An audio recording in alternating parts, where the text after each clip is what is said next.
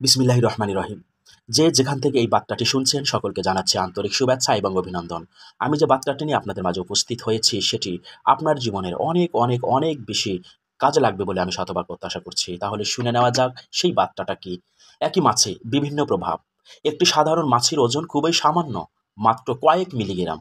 সবজি ওজন করার সময় যদি সেই মাছিটি স্কেলের উপর বসে, তাহলে তেমন কোনো পার্থক্যই দেখা যায় না। কারণ সবজির মূল্য ওজনের তুলনায় অনেক কম। কিন্তু সেই একই মাছই যদি স্বর্ণ ওজনের স্কেলে বসে, তখন তার প্রভাব হয় বিস্ময়কর। মাত্র ১-২ মিলিগ্রাম পার্থক্যের কারণেই ২৫ থেকে ১৫ থেকে ২৫,০০০ টাকার দাম ওঠানামা করতে পারে। এই উদাহরণটি আমাদের জীবনের জন্য গভীর একটি বার্তা বহন করে। ওজন নয়, আপনি কোথায় অবস্থান করছেন, কার সংস্পর্শে আসেন, সেটি নির্ধারণ করে আপনার মূল্য কতটুকু। একটি সাধারণ আচরণ কিন্তু চিন্তা বা অবদানও অনেক বড় হয়ে ধরা দিতে পারে যদি আপনি সঠিক জায়গায় থাকেন, সঠিক মানুষদের মাঝে অবস্থান করেন। একটি সাধারণ আচরণ, চিন্তা বা অবদান অনেক বড় হয়ে ধরা দিতে পারে যদি আপনি সঠিক জায়গায় থাকেন, সঠিক মানুষদের অবস্থানে করেন। তাই নিজের পরিবেশের কাছে নিজেকে সযত্নে রাখুন। নিজের পরিবেশ বেছে নিন যত্নের সাথে। চেষ্টা করুন জ্ঞানী, সদাচারী ও ইতিবাচক মানুষদের সান্নিধ্যে থাকতে। নিজেকে এমন জায়গায় রাখুন যেখানে আপনার গুণাগুণ সম্মান করা হবে।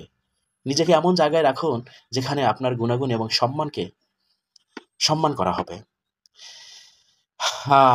শুনতে থাকুন। আর সবখানে নিজেকে উপস্থাপন করার দরকার নেই। সবাই সবকিছুর মূল্য দিতে জানে না। মূল্য আপনি নির্ধারণ করেন না, নির্ধারণ করে আপনার অবস্থান।